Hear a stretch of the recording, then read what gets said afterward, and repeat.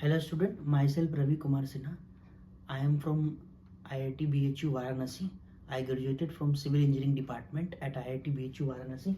Today we are going to study about the work power energy.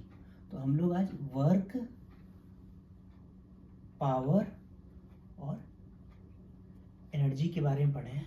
हम लोगों ने अभी तक मोशंस, काइनेमेटिक्स, जहाँ पे काइनेमेटिक्स के बारे में, काइनेमेटिक्स में हमने वेलोसिटी और एक्सेलरेशन पे बात कर लिया, सर्कुलर मोशन पे बात कर ली, न्यूटन लॉ ऑफ मोशन में फोर्सेस के बारे में बात कर लिए, कितने प्रकार के फोर्सेस होते हैं, कहाँ कहाँ फ्रिक्शंस लग रहे हैं और ये। तो यहाँ पर अब हम मैकेनिक्स को, यहाँ पर अभी तक हमने काइनेमेटिक्स हो गया, सर्कुलर मोशन हो गया, इन सब के बारे में पढ़ा है।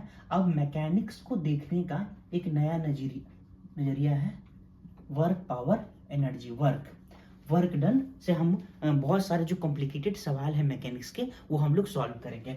हाँ, तो पहले हमें बताना चाहिए वर्क क्या होता है। ठीक है, वर्क क्या होता है कि जब भी कोई फोर्स किसी ऑब्जेक्ट पे लगा और वो ऑब्जेक्ट डिस्प्लेस हुआ, देन ये फोर्स, पार्टिकुलर ये फोर्स, हर एक सिंगल फोर्सेस का हम वर्क डन निकालते हैं। तो अगर ये फोर्स F लगता है, अगर ये ds डिस्प्लेसमेंट ds होता है, तो यहाँ पर हम वर्क डन निकालते हैं F डॉट ds। यहाँ पर डॉट प्रोडक्ट होता है, ये जो है F डॉट ds, अगर F वेक्टर फॉर्म में है, अगर F equal to I plus J plus K और ds भी अगर I J एक फॉर्म के फॉर्म में होता है, तो यहाँ पर हम डॉट प्रोडक्ट करते हैं। तो ये जो वर्क होने के लिए सबसे इंपॉर्टेंट क्या है कि कोई भी जिस ऑब्जेक्ट पे फोर्स लगता है उसका डिस्प्लेस होना बहुत जरूरी है यहाँ पे। तो अब हम आगे बढ़ते हैं, वर्क डन का डिफिनीशन हो गया। अब हम इसमें वर्क डन कैसे कैसे निकालते हैं वो हम देखते हैं आगे चल के।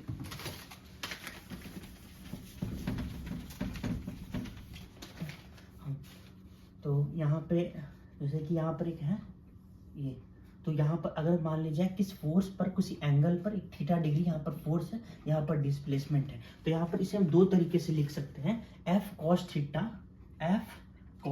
Theta into D dot D. यहाँ पर हो जाएगा कि F यहाँ पर मतलब होता है कि फोर्स का जो फोर्स डिस्प्लेसमेंट, जिस डायरेक्शन में डिस्प्लेसमेंट है उस डायरेक्शन में फोर्स का F इंटू कॉस थीटा। यहाँ डॉट प्रोडक्ट पे F into D into cos theta dot product में भी देख सकते हैं। दूसरा तरीका क्या है, अगर F एंगल है, D है, तो डिस्प्लेसमेंट का कंपोनेंट अलोंग द फोर्स, तो component of displacement along the force, तो यहाँ पर हो जाएगा F cos theta into D. तो यहाँ पे हम दूसरा देखें।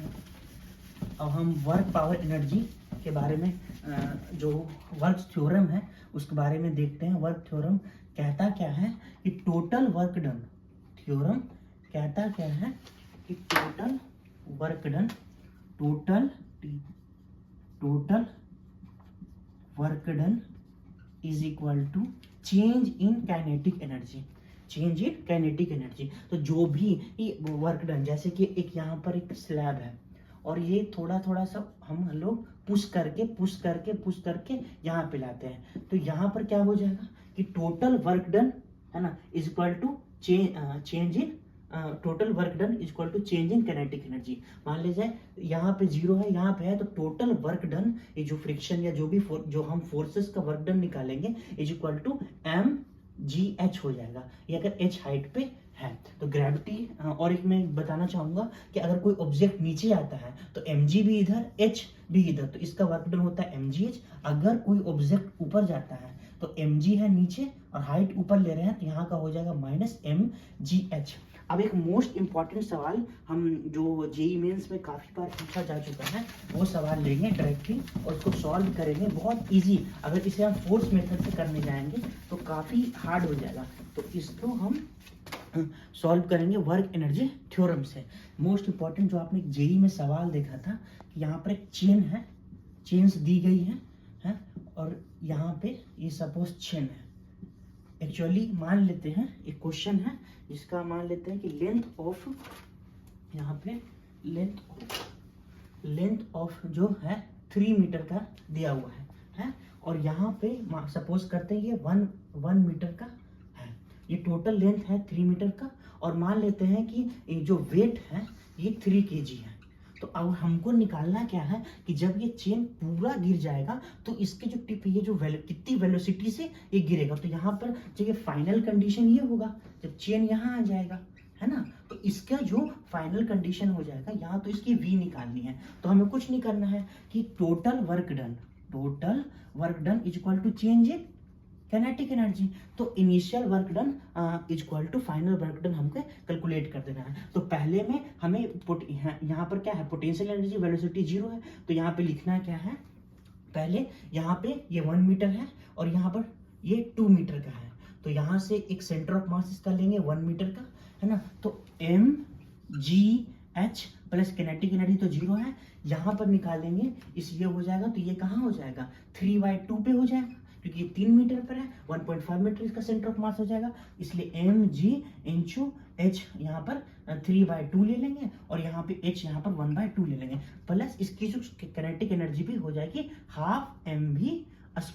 यहाँ से m लेंगे कैंसिल हो जाएगा, और यहाँ से हम g/h कितना हो जाएगा, यहाँ पे ये 2 मीटर है, यहाँ पे 1 मीटर हो जाएगा g, और यहाँ पर g equal to 3/2 equal to half v²। ठीक है, तो यहाँ पर g हो जाएगा g/2 is equal to 3g/2 plus half mv² हो जाएगा, स्क्वायर हो जाएगा। और इसे हम कैलकुलेट करके यहाँ से हम कैलकुलेट करके यहाँ पे v की वैल्यू निकाल देंगे। ठीक है, थैंक यू दोस्तों, this my lecture for the small lecture for work power energy. तो अब हम क्या देखेंगे कि वर्क डन है जो मतलब कि अलग अलग फ्रेम में जाते हैं, तो हम जो वर्क कैलकुलेट करते हैं वो अलग अलग फ्रेम के लिए अलग अलग होता है। जैसे कि ऐसे अगर नहीं दिया रहे क्वेश्चन में तो हम ग्राउंड पे रह के अज्यूम करते हैं। जैसे कि सपोज करते हैं कि एक लिफ्ट है और यहाँ पे मास m रखा हुआ है। ठीक है, अगर कोई स्टूडेंट या कोई है यहाँ से देख रहा है, इस रेफरेंस ग्राउंड रेफरेंस से देख रहा है, तो अगर मैं इससे पूछूंगा, अगर मान लिया जाए ये h हाइट ऊपर गई है, तो मैं पूछूंगा कि mg का वर्क डन क्या है, नॉर्मल का वर्क डन क्या है। ठीक है, तो पहले यहाँ पर अगर ये है तो इसका mg, तो ग्रेविटी का फोर्स हो जाएगा mg, work done by gravity हो जाएगा, क्या हो जाएगा mg, और ये h हाइट जाएगी तो हो जाएगा h, तो हो जाएगा mgh। ठीक है, अगर फिर मैं और अगर इसका टेंशन का वर्क डन कहूँगा, तो अगर इसका मैं FBD बनाऊंगा तो m है, नीचे mg, ऊपर नॉर्मल, और ये ये a एक्सेलरेशन यहाँ पे दिया हुआ है कि एक्सेलरेशन a से जा रही है। ठीक है, तो यहाँ पे a एक्सेलरेशन हो जाएगा। तो अगर मैं यहाँ से निकालूंगा नॉर्मल, तो यहाँ नॉर्मल इक्वल टू हो जाएगा mg प्लस ma। ठीक है, तो अगर मैं वर्क डन कहूँगा निकालने के लिए तो यहाँ हो जाएगा प्लस n इंटू h। ठीक है, और ये mgh हो जाएगा।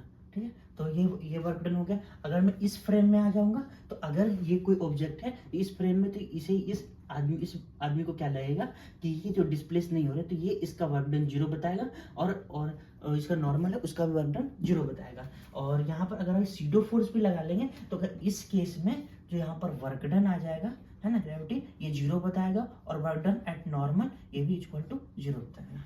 ठीक है, थैंक यू।